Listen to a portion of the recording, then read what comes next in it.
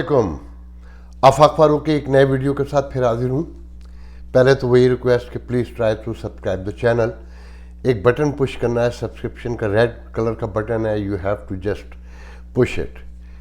बहरहाल मौजू पाकिस्तान है और कोरोना है। मैं नहीं समझता कि पाकिस्तानी अवाम अपने पड़ोस में होने वाले हालात से वाकिफ़ हैं या वाकिफ़ होने के बावजूद उसका शऊर रखते हैं कि वहाँ क्या हो रहा है। वो इतनी सी बात नहीं समझ के दे रहे कि पूरी दुनिया भारत पर सफरी पाबंदियाँ लगा रही है। अमेरिका ने भी बंद कर दिया, मतलब जो विजिटर्स हैं वो नहीं आ सकते। फ़िलिपीन से लेके तकरीबन आधी से ज़्यादा दुनिया लगा चुकी है जितना मैंने वॉच किया है। और दर्जनों ममालिक में जो इंडियन वेरिएंट है जो बहुत ही ख़तरनाक है और बहुत तेज़ी से लोगों को, इंसानी जानों को निकल रहा है, और पाकिस्तानी नहीं समझ पा रहे कि वो बिल्कुल पड़ोस में रहते हैं। और नई इत्तलात ये हैं कि 1 महीने में ये वायरस पाकिस्तान में काम दिखा सकता है और बड़े पैमाने पर पाकिस्तान में हम बात हो सकती हैं और कोरोना के केसेस रैपिडली बढ़ सकते हैं। देखिए, ये जो आपके यहाँ लॉकडाउन हैं, इनकी हैसियत तो आपको पता चल गई है कि यौम अली के जुलूस पे पाबंदी है, मगर वो पूरे सिंध में, पंजाब में बाहर निकले और उन्होंने मौलाना अब्दुल अजीज़ लाल मस्जिद के मौलवी की तरह मजाक उड़ाया कानूनी रिट का और रियासत का। और रियासत न सिर्फ तमाशा देखती रही बल्कि फिर उन्हें सिक्योरिटी प्रोवाइड करने पर भी मजबूर हुई कि ठीक है, आप हज़रत अली के नाम पर जो इल्म व फजीलत का एक बुलंद मीनार थे, उनके तकवा की मिसाल तारीख़ में नहीं मिलती, और उनका शऊर कि हज़रत उमर जैसे खलीफा भी उनसे मशवरा लिए बगैर नहीं रह सकते थे, और जो इतने कुरान और सुन्नत के पाबंद और सख्त थे कि उन्होंने जब उन्हें ज़बरदस्ती खलीफा बनाया जा रहा था तो मदीने वालों से कहा कि देख लो, तुम मुझे बनाकर कहीं गलती तो नहीं कर रहे कि मैं तुम में से किसी के साथ रियायत नहीं करूँगा। तुम ये मत समझना कि मैं तुमसे नाइंसाफ़ी करूँगा। और तारीख़ इस बात की गवाह है कि जिन लोगों को पिछले अदवार में बड़े बड़े वजीफ़े मिलते थे, अली ने सबके वजीफ़े बराबर कर दिए। जब उनसे कहा गया कि हम ये हैं और हम वो, उन्होंने कहा कि वो दौर ख़त्म हुआ। मसावात, इंसाफ और मेरिट के साथ मेरी खिलाफत में काम होगा, और ये मैंने पहले कह दिया था। मगर उनके मानने वाले, वाह कमाल है, यकीन नहीं आता। यही हमने अपने प्रॉफिट के साथ किया कि उसके मैसेज को तो छोड़ दिया मगर उन्हें पूजना शुरू कर दिया। आज ये सिचुएशन है कि नामूसे रिसालत के नाम पर भी जान दे रहे हैं, जान ले रहे हैं, और अपना इज्तिमाई तशक्कुर भी खोते जा रहे हैं, मगर मैसेज लेने को तैयार नहीं है। तो अहले अली ने भी, जो अली को मानते हैं ज़रूरत से ज़्यादा, मैं बड़ी माज़रत के साथ, मुझे पता है कि बहुत से लोग एतराज़ करेंगे कि मेरे पसंदीदा हीरो हैं अली, मैं बहुत से मामलात में, बहुत वाज़े तौर पे कह रहा हूँ, बहुत सारे मामलात में उन्हें बहुत अव्वल दर्जा देता हूँ। मैंने उन्हीं से शायद सीखा है कि सच और हक़ के साथ खड़े रहो, जैसे उनकी औलादें खड़ी रहीं मैदान करबला में। वो कहते हैं ना कि कायम रहो हुसैन के इनकार की तरह। मगर पाकिस्तान में अली के चाहने वालों ने जुलूस निकाल कर रियासत को नहीं, अपने एतराफ़ बसने वाले लोगों को भी कहा कि अली के सामने हमारी जान की औकात क्या, आपकी जान की भी कोई औकात नहीं है। और रियासत को तो तमाशा ही बना दिया। इन हालात में आप लोगों को चाहिए कि खुद अपनी केयर करें, क्योंकि आपके दरमियान आपके अपने दुश्मन मौजूद हैं, आपके अपने घरों में। और आपकी रियासत के सामने औकात यह है कि 4 बच्चे एक बाप भूख नंग से तंग आकर फेंक देता है नहर में, तो मीडिया बस ये खबर चलाता है कि गुस्से में आकर बीवी से लड़कर कि वो बच्चों के लिए कपड़े ईद के मांग रही थी तो नहर में फेंक दिया और बच्चों की तलाश जारी है। क्योंकि मीडिया के टॉक शोज के पास आपको पता है कि क्या मवाद है,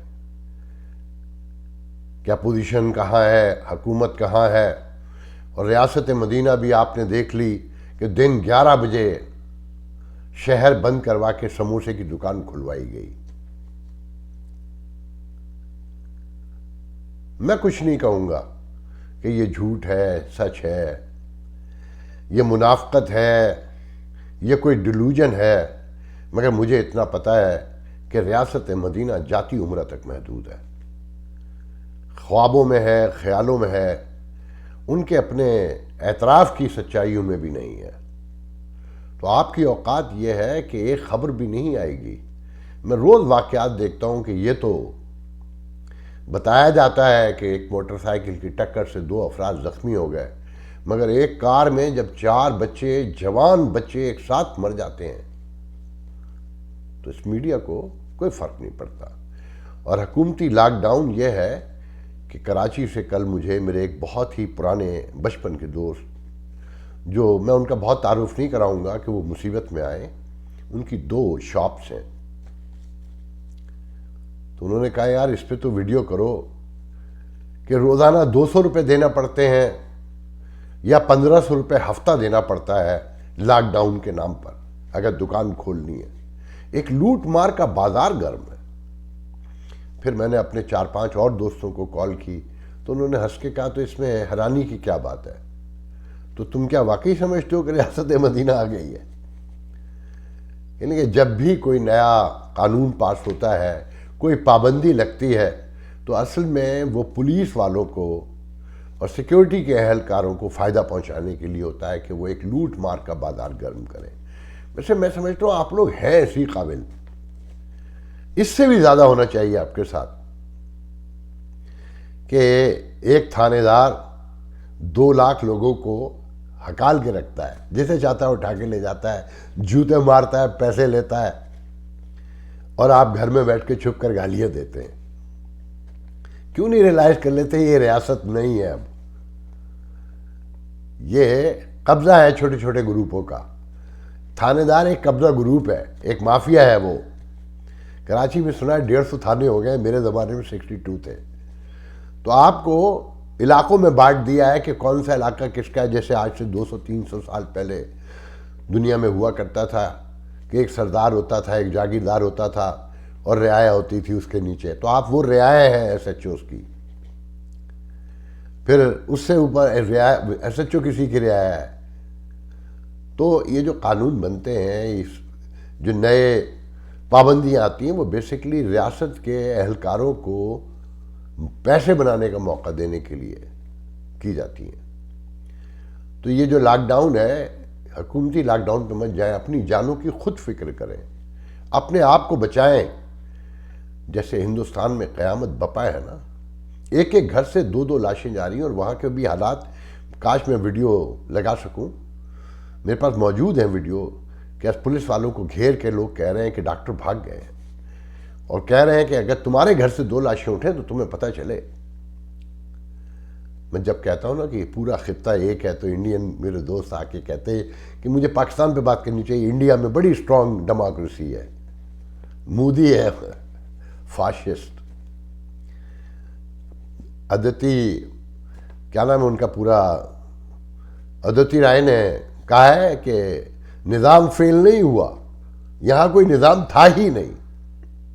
जब कोई निज़ाम था ही नहीं तो वो फेल क्या होना था या पास क्या होना था। तो दोनों मुल्क ऐसे ही हैं। तो मेरी आप लोगों से रिक्वेस्ट है कि खुदा के लिए अपनी हिफाजत खुद कीजिए। डबल मास्क लगाने का वक्त आ गया है आपके यहाँ, सैनिटाइज कीजिए जितना कर सकते हो, जितना मुमकिन है बाहर कम निकले। और मुझे पता है कि मैं जो कह रहा हूँ कि लोगों के घर में भूख है, आम आदमी का कोई पुरसाने हाल नहीं है। लंगर खाने भी मखसूस लोगों के लिए हैं, और कितने लंगर खाने हैं, ये तो सब ड्रामा है। जैसे बाजार का दौरा मदीना का अमीरुल मोमिनीन कर रहा था, वीरान सुनसान जगह पर, पीछे सिक्योरिटी वाले साफ, उनकी आवाज़ें तक सुनी गई। तो ऐसे ही लंगर खाने हैं। तो ये वो मौका है कि खुदारा अपनी इंसानियत दिखाइए। अगर आपके पास एक्स्ट्रा है तो अपने पड़ोसी से पूछिए और बाइज्जत तरीके से पूछिए कि उसकी इज्जत नफ्स को नुकसान ना पहुंचे। अब मैं आता हूं कि रियासत मदीना में तो बहस ये हो रही है कि अपोजिशन इलेक्ट्रॉनिक रिफॉर्म पे राजी नहीं है, वोटर, मैंने कल भी जिक्र किया था, और रियासत मदीना चाहती है कि ओवरसीज़ दुनिया में जो पाकिस्तानी हैं वो वोट डालें। वो ओवरसीज़ पाकिस्तानी जो यूरोप अमेरिका में तो वोट डालते नहीं है, जिसकी बदौलत, जिसकी वजह से वो अय्याशी करते हैं, बड़े बड़े घर बनाए हैं, आला तालीम दिलवाई है बच्चों को, और ज़िंदगी के हर सहूलत हासिल की इस डेमोक्रेसी से, यहाँ के ह्यूमन राइट्स से, यहाँ की कॉन्स्टिट्यूशन के राइट्स से, मगर वोट नहीं डालते। वो हमारी कम्युनिटी में न्यूयॉर्क में एक एक्टिविस्ट हैं पाकिस्तानी, बेसिकली कश्मीरी हैं, नदीम आबिद मलिक।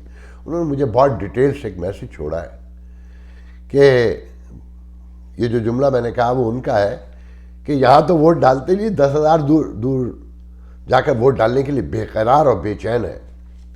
तो मैं इसमें थोड़ा इजाफा करता चलूँ कि जिस इलाके में वो रहते हैं, आप नदीम आबिद मलिक, नासो काउंटी में, वो कहते हैं यहाँ 15,000 रजिस्टर्ड मुसलमानों के वोट हैं।